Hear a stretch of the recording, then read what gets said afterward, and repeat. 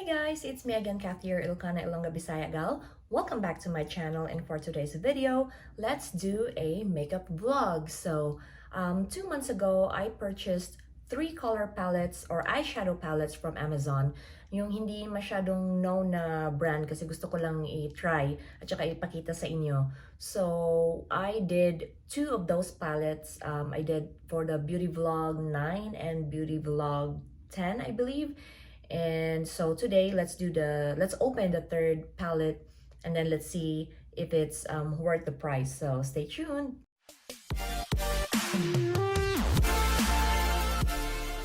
Okay, so our main product for today is this one. It's called the Natural Nude by Langmanni.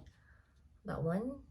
I got this from Amazon together with 2 other eyeshadow palettes na hindi masyadong known or hindi ko nakikita sa mga commercials dito. So, let's open this one and see kung ano yung itsura ng palette. And this one I got for $9.99.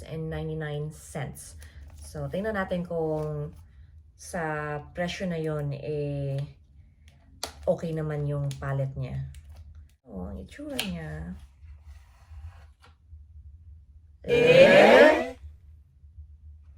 Oh.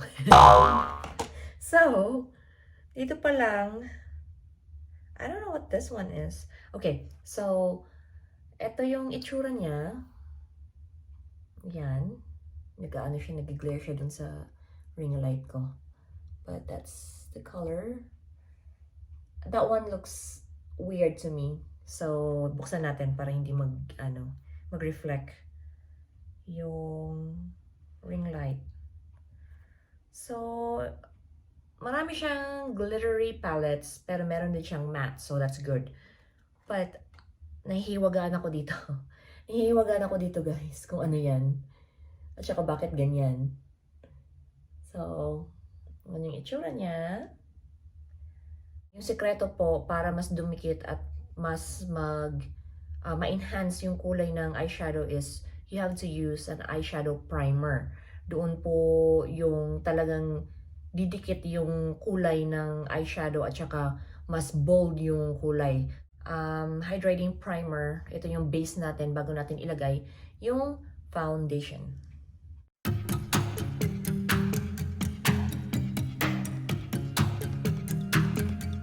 Next, we're gonna use the Tarte Face Tape Foundation.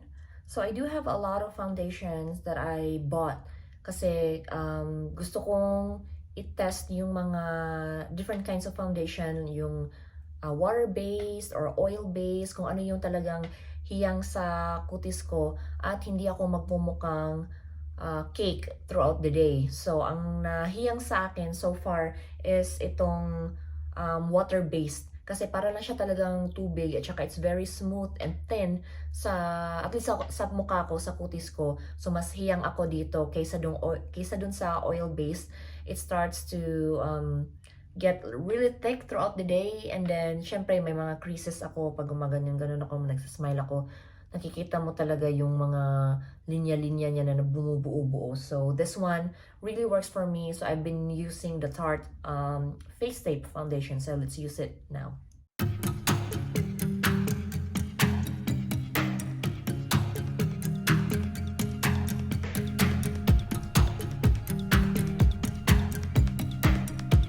Next, let's do the Tarte Shape Tape Contour Concealer. So dito sa mga dark spots natin dito, under eye, at saka ito, yan, parang pimple mark ko yan na hindi pa natatanggal. So, we'll try to conceal it as much as we can. So, let's do it.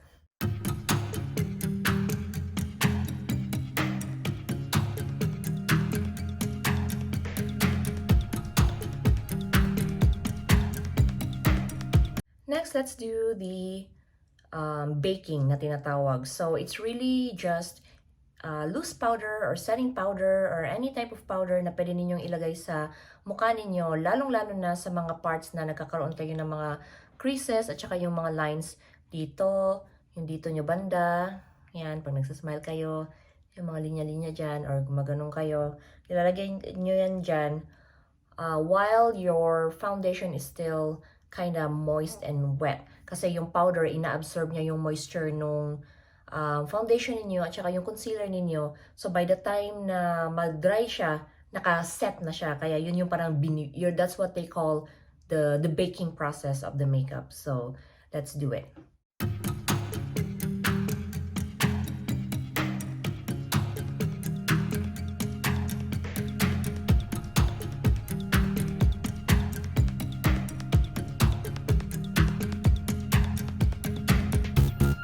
So while that's baking or setting, let's do the eyes now. And I have here the Urban Decay Eyeshadow Primer Potion Anti-Aging. So ito po yung sinasabi ko sa inyo. Actually, there are a lot of brands na pwede nyong bilhin or gamitin as long as it's an eyeshadow primer or eyeshadow base. Yun po ang kailangan ninyong ilagay muna dito sa eyelids ninyo bago ninyo ilagay yung eyeshadow para mas dumikit yung pigment na tsaka yung kulay niya. So, with this one, ganito lang. Para nyo siyang clear. So, paglagay nyo dyan, it's really like nothing. But believe me guys, this one is very powerful and will really help. And at the same time, napansin nyo yung pag naglalagay kayo ng eyeshadow tapos throughout the day, naghihiwalay-hiwalay na siya. Parang nagka-clump na siya dun sa mga linya niyo, sa mga guhit-guhit niyo dyan sa ano ninyo, eyelids ninyo. That's because you guys are not using any primer. Kaya yun. To prevent that, try this one, any brand, and you'll see the difference.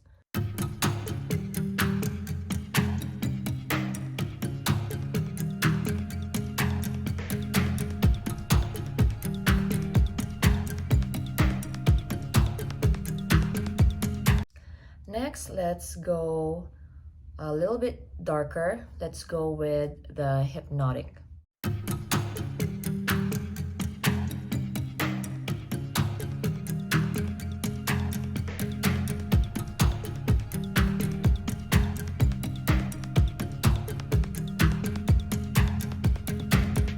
So another tip din po is if you have a set of hooded eyes like me, kung ano po yung hooded eyes, yun po yung malalim yung eyelid ninyo tulad nitong sa akin. So I do have a lot of extra skin there. Yan. So ang common po na sinasabi ng mga makeup vloggers or yung mga makeup artists is always follow kung ano yung fold at saka kung saan yung eyeballs ninyo. Pero sa mga hooded eyes po, it's a little bit different kasi pag ginawa po ninyo yon, okay kung nakaganon kayo, nakikita ninyo yung talagang drama effect ng mga eyeshadows na nilalagay nyo. But as soon as you look straight, natatabunan po siya, napupunta doon sa ilalim, doon sa excess skin mo, yung mga kulay, so walang kwenta, hindi po talaga makikita. So for hooded eyes, you have to go a little bit up or higher than what your eyelid contour is para makita mo yung drama or yung style ng eyeshadow palette na nilalagay ninyo. So I'm gonna show you this one with me fixing it for a hooded eye, and then this one would be the regular eyeshadow application.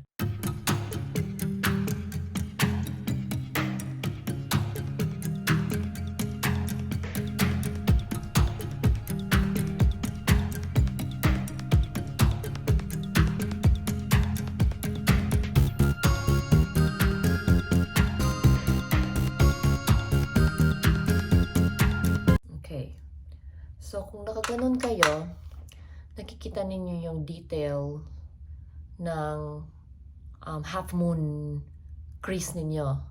Pero, as soon as you look up,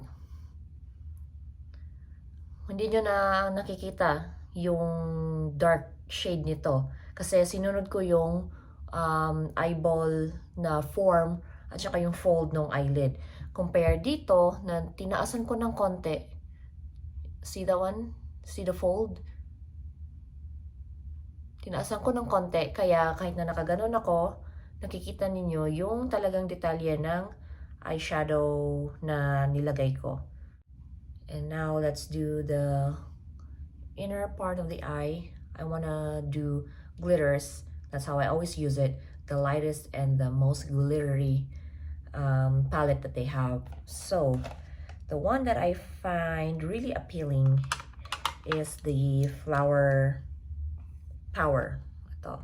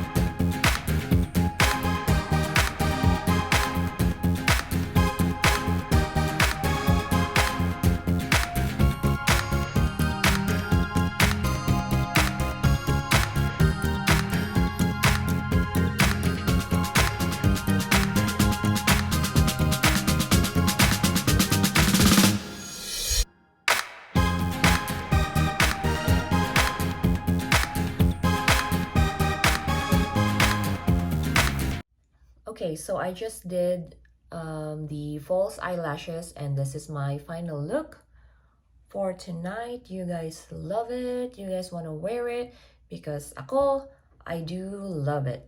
So the Natural Nude by Langmanni for $9.99 sa Amazon. I can say na it's really worth the price. It's very, very inexpensive, but it did what it's supposed to do, which is to make you look beautiful. So yun.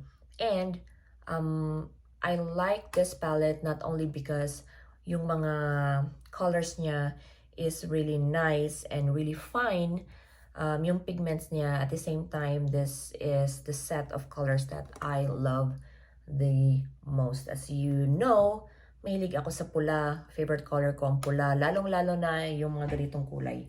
Mga burgundy, mga dark red, wine red, mga ganun. Yun ang gustong-gusto ko talaga. And I would say na parang eto na yung palette na lagi kong gagamitin kasi magmamatch siya sa mga sinusuot ko. So either daily wear na natural, I can pull it off by using the lighter ones, or a dramatic and party look like what I have right now, which is something na attainable naman with this palette. So I do love this one. It's a good deal for me. And yes, it's a yes for me for this one. So that's it for today, guys. I hope you guys enjoyed. Please don't forget to like and subscribe to my channel. And please don't forget to hit that bell button para naman notified kayo sa mga bagong in-upload ko na mga vlogs. Again, this has been Kathy, your Ilocana, Ilongga, Bisaya gal, always saying, don't let anyone turn you away from your purpose, and always live life for what it's worth. Thank you so much for watching. Bye!